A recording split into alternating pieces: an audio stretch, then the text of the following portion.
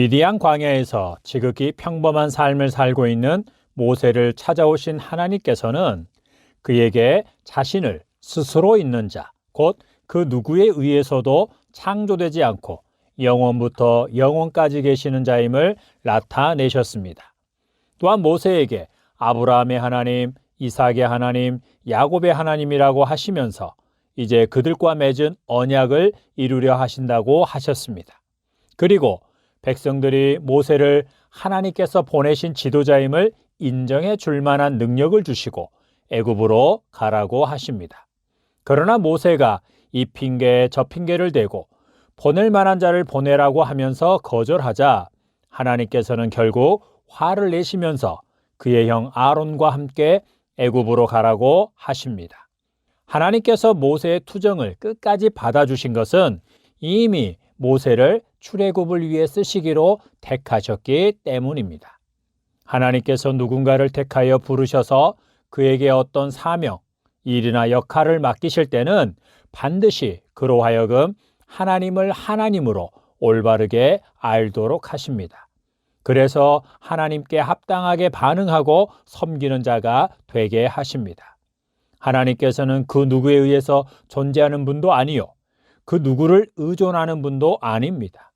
하나님께서는 이 세상 만물이 없어도 전혀 부족하신 것이 없는 분이요, 이런 세상은 얼마든지 다시 창조하실 수 있는 분입니다.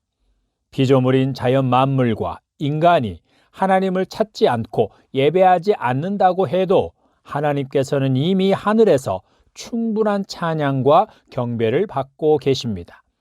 또한 하나님께서 이루고자 작정하신 일은 그 누구도 막을 수 없고 지연시킬 수도 없습니다. 이런 하나님께서 우리를 지으시고 택하여 부르셔서 하나님을 알게 하시고 섬기는 자가 되게 하신 것입니다. 하나님께서 어떤 일을 이루고자 하신다면 그 일을 계획하실 때 그 일을 맡길 자를 정하십니다.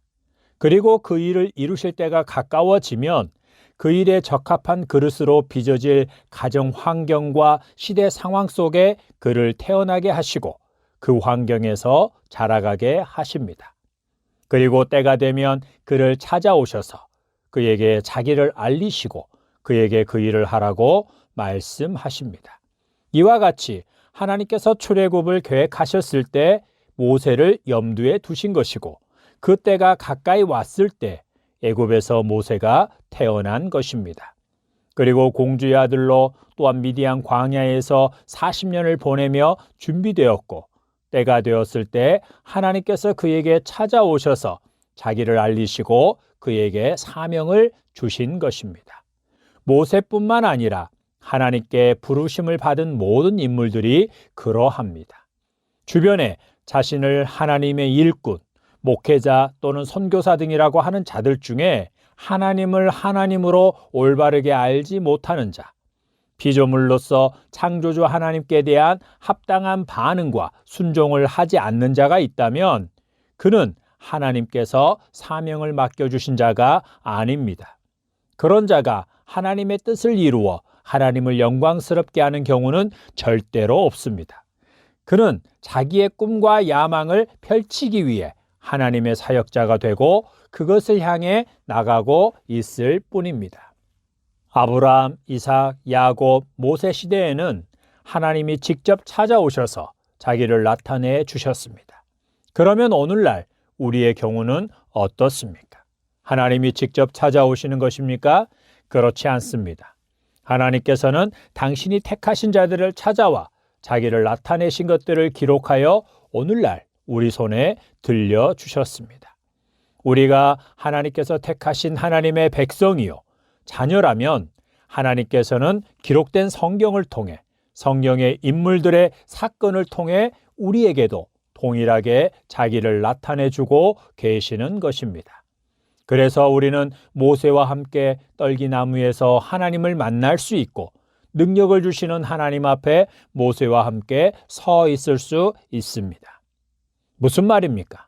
하나님께서 우리 가족이나 우리와 관계된 자들의 출애굽을 위해 우리를 모세처럼 쓰시기를 원하신다면 반드시 아브람과 이삭과 야곱이 알았던 하나님, 모세로 하여금 알게 하신 하나님을 우리로 알게 하시고 그에 합당한 반응을 하게 하신다는 것입니다.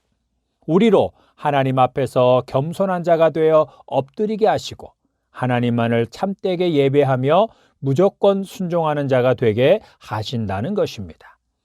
그러면 모세가 양을 칠 때 잡고 있던 지팡이를 하나님의 지팡이가 되게 하신 것처럼 우리에게 주어진 재능이나 은사를 그리고 주어진 삶 속에서 마땅히 감당해야 할 역할에 충실하게 살아가는 우리를 하나님의 지팡이로 사용하십니다. 무엇이 가장 중요합니까? 하나님을 올바르게 아는 것입니다. 그런데 하나님을 아는 것은 하나님께서 먼저 자기를 우리에게 알려주셔야만 가능합니다. 아니, 그게 무슨 말입니까? 성경에 기록되어 있지 않습니까? 성경에 나타난 하나님을 듣고 보고 배워서 알면 되지 않습니까? 그렇지 않습니다. 성경에 이미 기록되어 있는 것은 맞지만 그 말씀이 깨달아지고 믿어지고 내 마음에 새겨져서 그 말씀대로 순종하게 되는 것은 우리의 지식과 열심으로 되지 않습니다. 하나님을 안다는 것은 머리로만 아는 것이 아닙니다. 온몸으로 전인적으로 아는 것입니다. 그 알은 구약의 인물들의 경우처럼 우리를 완전히 새로운 사람으로 만들어 갑니다. 하나님을 안다고 하면서 하나님에 대해 줄줄 읊어댈지라도 그의 삶이 새로워지지 않고 있다면 그는 머리로만 하나님을 아는 자입니다. 성경에서 말하는 하나님을 아는 지식은 사람을 변화시키고야만 하는 지식입니다. 이런 의미에서 하나님께서 자기를 먼저 알려주셔야만 알 수 있다고 한 것입니다. 오늘날 그리스도인이라 하는 사람들이 성경을 몰라서 성경 공부가 부족하여 하나님이 어떤 분이신지 몰라서 한국교회 상황이 이러합니까? 그렇지 않습니다. 그들이 하나님을 안다고 하는 지식이 성경적인 알미 아니라 학문적인 지식이기 때문입니다. 그들이 성경을 공부하고 제자 훈련을 할 때 하나님께서 침묵하셨기 때문에 그런 수준에만 머물러 있는 것입니다. 만약 우리가 성경을 읽고 공부할 때 하나님께서 그 본문을 통해 우리에게 자기를 알려주신다면 우리는 아브라함이 하나님을 만난 것과 같고 야곱이 베델에서 하나님을 만난 것과 같으며 모세가 떨기나무에서 하나님을 만나 자기 신을 벗은 것처럼 행동하게 될 것입니다. 그 본문을 읽다가 하나님을 아는 지식 때문에 바닥에 꿇어 엎드려 하나님을 경배하게 된다는 것입니다. 여러분, 무엇보다도 하나님을 하나님으로 알기를 힘쓰십시오. 성경에서 하나님께서 택하신 인물들이 하나님을 만나고 알았던 하나님을 나도 알기 원한다고, 그들처럼 하나님을 섬기며 살기를 원한다고 간절히 기도하십시오. 그리고 성경을 펼쳐서 읽을 때마다 그 말씀을 통해 하나님의 음성을 듣고 하나님을 올바르게 알게 해주시라고 기도하십시오. 하나님께서는 우리가 가진 세상적인 능력을 보고 택하시거나 그 능력만큼 쓰시는 것이 절대로 아닙니다. 하나님께서는 우리에게 자기를 알리신 만큼, 그래서 우리가 하나님을 하나님으로 아는 만큼, 그리고 그대로 믿고 순종하는 만큼 쓰시는 것입니다. 그런 자로 빚어서 쓰시는 것입니다. 또 한 가지는 모세가 애굽으로 내려가는 중에 하나님께서 그를 만나 죽이려고 하셨습니다. 그때 그의 아내 십보라가 돌칼로 그의 아들의 포피를 베어 모세의 발에 대면서 당신은 참으로 내게 피 남편이로다 라고 합니다. 그러자 하나님께서 모세를 놓아주십니다. 할례는 하나님의 언약 백성임을 증거하는 징표로서 하나님께서 아브라함에게 명령하신 것이었고, 할례를 행하지 않는 자는 백성 중에서 끊어질 것이라고, 그는 하나님의 백성이 아니라고 하셨습니다. 그런데 지금 모세가 하나님의 백성을 출애굽시키기 위해 애굽으로 가는 길에 그의 아들이 할례를 받지 않은 것입니다. 그것은 십보라가 할례에 대해 거부감을 가졌거나 불쾌하게 생각해서 반대를 했기 때문이었습니다. 이것을 모세의 가족 전체와 관계된 일로 보기 전에 우리 개인을 십보라에게 대입하여 생각해 볼 수도 있습니다.